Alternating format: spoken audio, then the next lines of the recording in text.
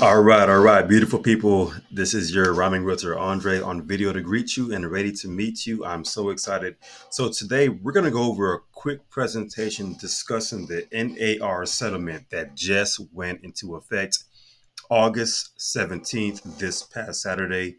So depending on where you're watching this, doesn't really matter. This is already in place. So what I'm going to do is I'm going to break this down and we're just gonna go over the facts. Just go over the facts. I'm gonna give you a couple thoughts. This may be a two, maybe three-part video series, but I'm gonna keep it short. So right now, let's just cover the facts. All right, facts is prior to the settlement, this is the way things have always been done. Buyer agent's compensation was negotiable. That's just what it was. It was always negotiable. That's the way we done things for the longest. Going forward, prior to the settlement, seller's agent's compensation was negotiable. This is just to get you in a mind frame to understand how we've always done business. I've been in real estate 20 years, and for 20 years, seller's agent's compensation, buyer's agent's compensation was both negotiable. All right. Going forward, prior to the settlement, listing agent negotiates and collects compensation for their broker and the co-op broker. So if I'm going to take a listing, I will go over to the seller's house. I will negotiate. Usually, for me, would be 6%. It could be whatever. It could be 8%. It could be 5%. I would negotiate a compensation, and I would actually split that compensation with the co-op broker, AE or IE, the buyer's agent, should they have a buyer's agent. That's the way it's always been. All right. Continuing.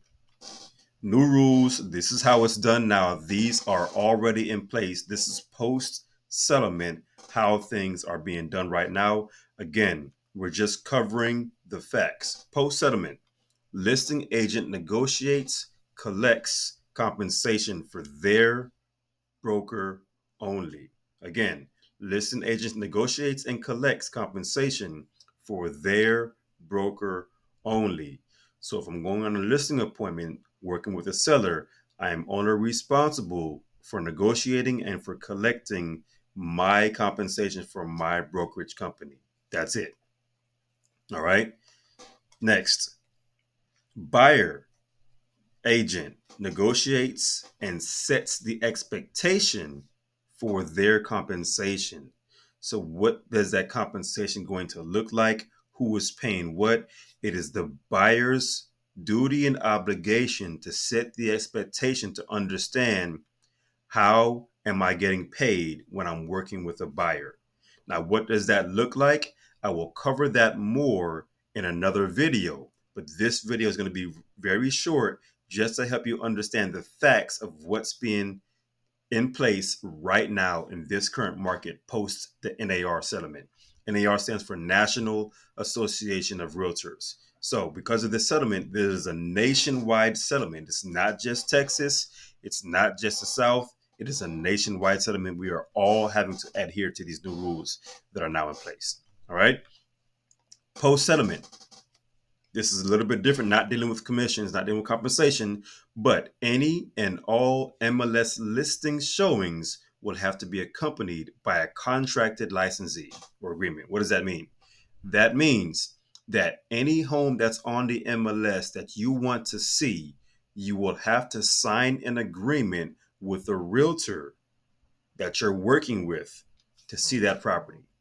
As agents, as realtors, we are no longer allowed to show properties to individuals that we are not officially working with. That is in effect right now. The only time that you can go out and see a house that's on the MLS without signing with an agent is if it's an open house.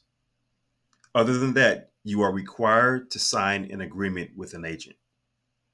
That is in effect right now. So just so you understand these new rules that are already in effect as of August 17th, 2024. All right. What are my thoughts on this? My thoughts, many agents will push back and not want to adapt to change. That's going to cause many agents to leave the industry. I really believe that's going to be part of the truth. But it's also going to separate the real professionals from those who have been hiding behind what has been known as the status quo, what has been known as the standard of 6%.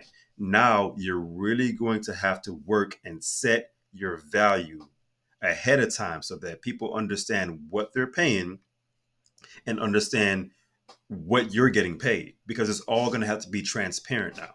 All right. So those are just the facts, a little bit about my thoughts about the facts. In the next video, what we'll cover: will buyers have to pay for agents' commission? I'm sure that's a question that you really want to hear the answer to. We'll cover that in the next video. Next up, what should you expect agents to do differently? If they're good agents, there are things they should be doing differently. What are those things? And next up, should I expect this to make the home buying or home selling process harder? We will cover these things in the next video. I want to keep this one short. Those are the facts. Those are a few of my thoughts about the NAR settlement. I would like to know, what are your thoughts based on what you just heard here today? I'd like to know. Leave it in the comments. I'd like to know your thoughts. And let's talk about real estate soon. This is Robin Realtor. I love you.